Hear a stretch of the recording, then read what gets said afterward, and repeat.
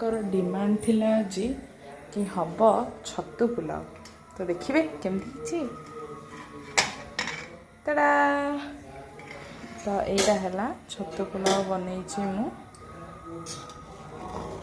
देखु किसी लगे ना मस्त बाहरी जाऊँ तो मु प्लेट रू बाहर करके देखेबी केमती देखा जाउछि।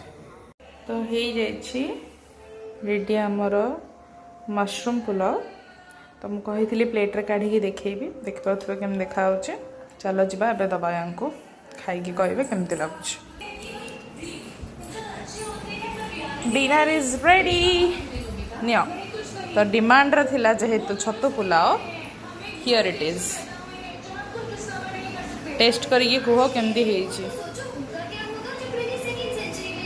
आग टे टेस्ट कर दियो वीडियो बनाऊे परा